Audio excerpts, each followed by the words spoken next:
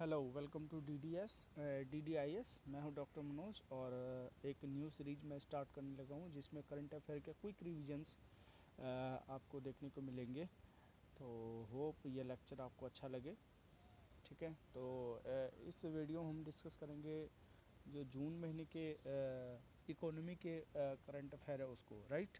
तो स्टार्ट करते हैं, देखते हैं। सबसे पहला जो न्यूज़ में था वो है ग्लोबल एनर्जी रिव्यू 2020। ये जो रिपोर्ट है ये प्रसारित किया गया था इंटरनेशनल एनर्जी एजेंसी के द्वारा। ठीक है, जिसमें बात किया गया है कि जो ग्लोबल एनर्जी डेफिशिएंसी है वो 6% जो है वो हुआ है, राइट, 2020 में। हम बात करते हैं इंटरनेशनल एनर्जी एजेंसी की, तो ये एक ऑटोनमस बॉडी है जो 1974 में बना था। हेडक्वार्टर इसका पेरिस, फ्रांस में है और इंडिया इसका एसोसिएशन मेंबर है, राइट। देन आगे देखते हैं ब्रह्म मार्केट। ओके, ब्रह्म मार्केट ये रिसेंटली न्यूज़ में था। ये एक online e commerce market place है जिसमें क्या किया गया है, ये इसका एम क्या है, 95% रिटेल ट्रेडर को ऑन बोर्ड प्लेटफॉर्म पे लाने का ये काम करेगा, राइट। जिसके अंतर्गत हम बात करें, ये एक अच्छा इनिशिएटिव है गवर्नमेंट के द्वारा। ये किसके द्वारा लाया गया है, confederation of all India traders, ठीक है, CAIT। ये क्या है, ये एक अपेक्स बॉडी है जो 1990 में बना था। ये किस चीज़ के लिए है, ट्रेडिंग के लिए, कम्युनिटी ऑफ इंडिया के लिए, राइट। जो कम्युनिटी है उसकी ट्रेडिंग के लिए यहाँ पे बना था। ब्रह्म मार्केट समझ गए आप। तो ये online e commerce market place है जहाँ पे क्या करेगा, 95% जो रिटेल ट्रेडर्स है उसको ऑनलाइन प्लेटफॉर्म पे लाने का काम करेगा। देन हम देखते हैं सारस कलेक्शन। सारस कलेक्शन क्या है, हाल ही न्यूज़ में था। ये लॉन्च किया गया रूरल डेवलपमेंट एंड पंचायती राज के द्वारा। ठीक है, ये कहाँ पे लॉन्च किया गया था, ये गवर्नमेंट ई मार्केट पोर्टल है उसके ऊपर लॉन्च किया गया। ठीक है, ये क्या करेगा, ये डेली उपयोग में आने वाले जो सामान है इसको वहाँ पे शोकेस करेगा। शोकेस मतलब होता है वहाँ पे ये प्रदर्शनी करेगा, अपने प्रोडक्ट को दिखाएगा। इसमें कौन कौन से प्रोडक्ट अवेलेबल है, जिसमें हम बात करते हैं जो 5 कैटेगरी के प्रोडक्ट इसमें शामिल होंगे। Handicraft, handloom, textiles, office accessories, ठीक है, जितने भी सामान ऑफिस में यूज़ होता है, ग्रोसरी एंड पेंट्री, जो भी चीज़ें यूज होता है उसमें, एंड पर्सनल केयर और हाइजीन में, ये 5 कैटेगरी में जो प्रोडक्ट आएंगे उसको यहाँ पे सारस कलेक्शन पे क्या करेगा, इसको शोकेस किया जाएगा। फिर शोकेस करने के बाद वहाँ पे जो जो आपको प्रोडक्ट आपको अच्छा लगे वहाँ से आप ऑर्डर कर सकते हैं। एक तरह का यूनिक इनिशिएटिव है गवर्नमेंट इलेक्ट्रॉनिक मार्केट पोर्टल पे। और साथ में ये दीनदयाल अंत्योदय योजना के अंतर्गत योजना भी इसमें शामिल है, जिसमें नेशनल रूरल लाइवलीहुड मिशन की भी बात करता है। ठीक है, ये यूनिक इनिशिएटिव किसका है, गवर्नमेंट ई मार्केट प्लेस और DNRLM का, राइट। सारस कलेक्शन ये बहुत इंपॉर्टेंट है, आप इसको ध्यान रखना, राइट। हम आगे देखते हैं impact on energy efficiency measure for year 2018-19-20 report. ठीक है, एनर्जी एफिशिएंसी जो मेजर है उसमें 2018-19-20 का रिपोर्ट क्या करता है, क्या करता है, ये ministry of power and renewable energy के द्वारा लाया गया है। कौन सा रिपोर्ट लाया गया, impact on energy efficiency measure for year 2018-19 report. ठीक है, ये ministry of power and rural energy के द्वारा लाया गया है। ये प्रिपेयर किया गया है। इसमें थर्ड पार्टी भी शामिल है, जिसमें जो थर्ड पार्टी के रूप में जो एजेंसी काम करता है ये PWC लिमिटेड है, जो क्या करता है, इंगेज करता है, ब्यूरो ऑफ इंगेज है किसके साथ, ब्यूरो ऑफ एनर्जी एफिशिएंसी के साथ, राइट। इसमें हम बात करें तो जो रिपोर्ट कहता है इंडिया में क्या है, 25% जो एनर्जी एफिशिएंसी की जो इंटेंसिटी है वो कम हो गया है, जो कि कंपेयर टू 2005 में गुड परफॉर्मेंस है, राइट। 2005 की तुलना में ये काफ़ी अच्छा आपका ये इंटेंसिटी है इसका इंडिया के अंदर, जो 25% कम हुआ है, राइट। तो ये अच्छा क्वेश्चन बन सकता है यहाँ से कि impact of energy efficiency measure जो 2018-19 रिपोर्ट है, इसमें कितना इंटेंसिटी है जो इंडिया का वो कम हुआ है एनर्जी के लेकर, तो वो कितना परसेंट कम हुआ है, 25%, राइट। नेक्स्ट हम देखते हैं, हमने देखा यहाँ पे जो प्रिपेयर किया गया थर्ड पार्टी PWC के द्वारा, और इसमें इंगेज कौन कौन से है, bureau of energy, BEE, bureau of energy efficiency, हम देख लेते हैं ब्यूरो ऑफ एनर्जी एफिशिएंसी क्या है। ये एक स्टैट्यूटरी बॉडी है, ठीक है, जो बना था एनर्जी को कंजर्व करने के लिए। एनर्जी कंजर्वेशन एक्ट 2001 के अंदर, साथ में कौन इसमें इन्वॉल्व है, ministry of power, right. Next हम देखते हैं, हाल ही में न्यूज़ था कोऑपरेटिव बैंक को सरफाई एक्ट के अंतर्गत आ गया है। अब सरफाई एक्ट क्या होता है, ये एक बड़ा अच्छा टॉपिक है इकोनॉमी के अंदर। आप कमेंट सेक्शन में कमेंट करना, मैं इसको सरफाई एक्ट के बारे में अगर जानना चाहते हो तो आपको मैं अच्छे से इसके बारे में डिटेल एनालिसिस दूंगा। अदरवाइज आप इसको गूगल करो, देखो ये क्या है सच है। थोड़े काम आप भी कीजिए और थोड़ा मैं भी करता हूँ, तो दोनों मिलकर काम करेंगे, राइट। हम बात करते हैं चैम्पियन पोर्टल। हाल ही में चैम्पियन पोर्टल लॉन्च किया गया। इसके ये क्या चीज़ है, ये technology driven control room cum management information system है, ठीक है। चैम्पियन पोर्टल क्या है, control room cum management information system है। ये क्या है, हब एंड स्पोक मॉडल पे काम करेगा, right. Hub and spoke model क्या होता है, एक पूरी हब होती है। जैसे आपने देखा होगा जो साइकिल का चक्का होता है वो हब एंड स्पोक बना होता है। उसमें एक सेंटर में एक हब लगी होती है, और जो स्पोक होता है ये चारों साइड से लगे होते हैं, ठीक है। ये हब एंड स्पोक मॉडल के रूप में काम करेगा। ये क्या करेगा, यूटिलाइज करेगा मॉडर्न इंफॉर्मेशन एंड कम्युनिकेशन को, ठीक है, थ्रू किसके द्वारा, आईसीटी के द्वारा, आईसीटी टूल के द्वारा, इंफॉर्मेशन कंट्रोल सिस्टम टूल्स के द्वारा, ठीक है। इसका एम क्या है, असिस्ट करेगा इंडियन एमएसएमई को। तो चैम्पियन पोर्टल किससे संबंधित है, एमएसएमई से संबंधित है, राइट। ये क्या करेगा, रियल वन टॉप सॉल्यूशन है। रियल टाइम पे ये एक ही जगह पे सारी क्लियरेंस मिल जाएगी, जो भी चीज़ें होगा। ये हब एंड स्पोक मॉडल पे काम करेगा, ये बता ही दिया मैंने। ये फुल्ली इंटीग्रेटेड है विथ CPGRAMS, ठीक है, और MSME के द्वारा। MSME क्या, ये मिनिस्ट्री ऑफ वेस्ट मैकेनिज्म है, ठीक है। तो ये चीज़ आप देख लेना, एक बार सर्च करना CPGRAMS क्या होता है, राइट। उसके हम बात करते हैं वैश्विक ऊर्जा ट्रांजिशन इंडेक्स। वैश्विक ऊर्जा, पूरे वर्ल्ड में जो ऊर्जा का ट्रांजिशन होता है, जो संक्रमण होता है, वो क्या है, ठीक है। ये लाया गया वर्ल्ड इकोनॉमिक फोरम के द्वारा, जो जनेवा बेस्ड है। इंडिया का इसमें 74th रैंक है। ये ध्यान रखने वाली बात है, इसमें क्वेश्चन पूछा जा सकता है कि इंडिया का कितना रैंक है। वैसे तो यूपीएससी में पूछने की संभावना बहुत ही कम है कि इंडिया का रैंक कितना, बट जो स्टेट पीसीएस है उसमें अच्छा क्वेश्चन बन सकता है कि जो ग्लोबल वैश्विक ऊर्जा ट्रांजिशन है उसमें इंडिया का स्थान कौन सा है, तो वो कितना है, 74 है। और ये सबसे इम्पोर्टेंट जो बात बनेगा यूपीएससी को लेके, वो पूछेगा कि वैश्विक ऊर्जा ट्रांजिशन रिपोर्ट किसके द्वारा लाया गया, तो वो किसके द्वारा लाया गया, वर्ल्ड इकोनॉमिक फोरम के द्वारा। तो इसका हेडक्वार्टर जेनेवा में है। सबसे बेहतरीन चीज़ और क्या हो सकता है, जैसे आज के समय में क्या है कि यूपीएससी थोड़ा डीप जाके क्वेश्चन पूछ रहा है, तो ये पूछ सकता है कि वैश्विक ऊर्जा ट्रांजिशन इंडेक्स जो है उसमें इंडिया कौन कौन सी एरिया को इम्प्रूव किया है। तो इंडिया इसमें तीनों एरिया को इम्प्रूव किया है, जैसे इकोनॉमिक डेवलपमेंट, ठीक है, इकोनॉमिक डेवलपमेंट और ग्रोथ को, ठीक है। उसके बाद हमारे बात करें इन्वायरमेंटल सस्टेनेबल डेवलपमेंट को, इसमें भी इन्होंने काम किया अच्छा।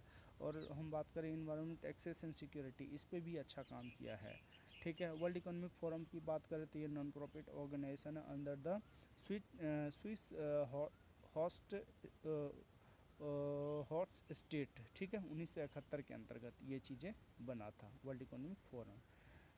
और हम बात करते हैं, हाल ही में बहुत ही अच्छा न्यूज़ था, इम्पैक्ट ऑन पाम ऑयल, ठीक है। इम्पैक्ट ऑन पाम ऑयल, ये क्या चीज़ है, पाम ऑयल क्या होता है, जितना आप देखते होंगे जो भी हम खाने की चीज़ें होता है, जो सरसों का तेल हो गया उसमें कुछ पाम ऑयल भी मिक्स होता है, राइट। जो खाने वाली चीज़ें होती है उसमें पाम ऑयल भी मिक्स होता है। तो उसके बाद हम देखते हैं क्या चाहिए, मलेशिया इसका सबसे बड़ा एक्सपोर्टर है, ठीक है।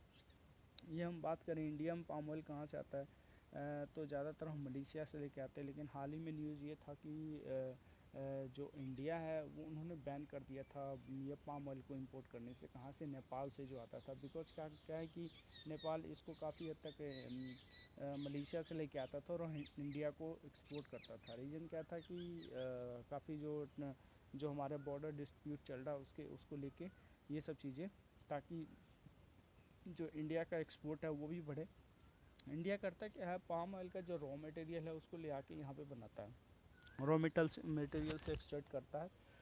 तो जिससे क्या है कि एक अच्छा बाज़ार था अपने नेपाल के लिए और मलेशिया जैसे कंट्री के लिए, राइट। तो ये चीज़ें हैं। हम बात करते हैं ये पाम ऑयल आता कहाँ से, ये fruit of oil palm tree से आता है, जिसका वैज्ञानिक नाम एलिस गुनेसिस है, ठीक है। हम बात करें फुलफिलिंग, ये जो मलेशिया है फुलफिल करता है 35% ऑफ द वर्ल्ड ऑयल, जो 10% लैंड पे ही है। मलेशिया में सबसे ज़्यादा जो पाम ऑयल का उत्पादन होता है 35%, जबकि वहाँ पे 10% पे ही उगाया जाता है पाम ऑयल को, राइट। इंडोनेशिया, मलेशिया, ये दोनों मिलके 85% से ऊपर ग्लोबल सप्लाई करता है पाम ऑयल का। तो यहाँ पे अच्छा क्वेश्चन बन सकता है कि वर्ल्ड में पाम ऑयल का सबसे ज़्यादा सप्लायर कौन सा देश है, तो वो इंडोनेशिया और मलेशिया 85% ग्लोबल सप्लाई का काम करता है, राइट। हम बात करें इंडिया के, तो इंडिया इसमें लार्जेस्ट एडिबल ऑयल इम्पोर्टर है, 2/3 of the total, more than 9 million turns, ठीक है। पूरे इंडिया का 2/3 इम्पोर्ट करता है और मोर देन 9 मिलियन टन्स इसमें क्या करता है, पाम ऑयल का इम्पोर्ट करता है इंडिया। कहाँ से, इंडोनेशिया और मलेशिया से, राइट। तो ये हमने देखा। नेक्स्ट हम देखते हैं प्रधानमंत्री मत्स्य संपदा योजना, प्रधानमंत्री फिशरीज संपदा योजना। ये ब्लू रिवोल्यूशन के अंतर्गत आया है, राइट। इसका काम क्या, मत्स्य, आपको पता लग जाना चाहिए मत्स्य का, मत्स्य आ गया तो ब्लू रिवोल्यूशन से ही संबंधित होगा, राइट। कुछ चीज़ें आपको थोड़ा लॉजिकली भी सोचना पड़ेगा, जिससे क्या है कि आपको जब पेपर में देखेंगे एग्जामिनेशन हॉल में आप अगर देखोगे तो आपको तुरंत पता लग जाए, राइट। तो इसका ऑब्जेक्टिव क्या है, ये क्या करेगा, जो फिश प्रोडक्शन है उसको बढ़ाएगा, ठीक है। Augmenting fish production with sustainable average growth of 9%, जो गवर्नमेंट का एवरेज ग्रोथ चाहता है 9% के हिसाब से, उसको बढ़ाने का काम करेगा ये फिशरीज मत्स्य प्रधानमंत्री मत्स्य संपदा योजना, राइट। ये क्या करेगा, इसका टारगेट है कि अचीव करेगा 22 मिलियन टन बाय 2024-25 तक। मतलब इंडिया के अंदर जो मत्स्य का उत्पादन है वो 2024-25 तक 22 मिलियन टन लाने का गवर्नमेंट का टारगेट है। इससे क्या होगा, एक तो हमारे यहाँ क्या होगा कि रोजगार उत्पन्न होगा, काफ़ी सारे आदमी जो लोग होंगे इस रोजगार के अंदर इसका फ़ायदा ले सकते हैं। ड्यूरेशन ऑफ फाइनेंशियल 2020-21 की बात करें, 2020-21 से लेकर 24-25 तक इसका ये हमारा टारगेट रखा गया कि 22 मिलियन टन जो है हमारा इसका लक्ष्य होगा। इसमें जो है सेंट्रल सेक्टर स्कीम और सेंट्रल स्पॉन्सर स्कीम दोनों शामिल होगा। जो CSS है इसका मतलब ये होगा कि सेंट्रल सेक्टर स्कीम है और स्पेंट्रल स्पॉन्सर स्कीम है, ये दोनों चीज़ें मिल के काम करेगा इसके अंदर, ठीक है। देन हम आगे देखते हैं emergency credit line guarantee scheme क्या है, ECLGS, emergency credit line guarantee scheme. Emergency का मतलब समझ गए आप, कोई भी डिस्ट्रेस होगा, कोई संकट होगा तो उसको ख़त्म करने के लिए ये चीज़ इमरजेंसी, कोई काम कब होगा, जब कोई अचानक प्रॉब्लम आ जाए तो उसको ख़त्म करने के लिए इमरजेंसी काम करेगा। तो ये क्या करेगा, जो इकोनॉमिक डिस्ट्रेस हुई पड़ी है अभी उसको कम करने का काम करेगा, ठीक है।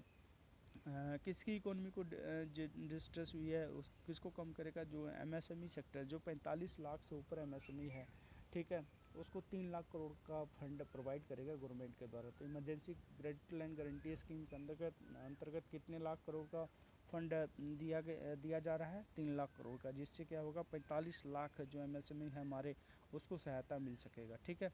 उसके बाद हम बात करेंगे तो जो लोन उपलब्ध होगा उसमें 1 साल का मोरेटोरियम पीरियड होगा, मतलब 1 साल तक उसको कुछ नहीं देना है, 1 साल के बाद उसका जो भी चीज़ें शुरू होगा वो देना है।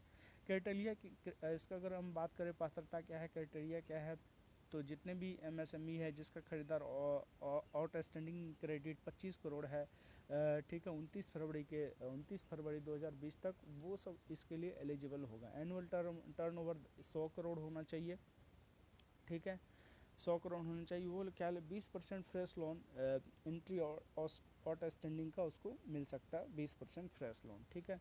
Net credit guarantee trust corporation के अंतर्गत जो भी चीज़ें NCGTC के अंदर जो भी चीज़ें आएगा उसको 100% गारंटी मिलेगा इसमें, ठीक है। अगेंस्ट लोन जो है, लोन जो एडवांस दिया जा रहा है एलिजिबल MSME और मुद्रा को, उसका गारंटी कौन ले रहा है? NCGTC।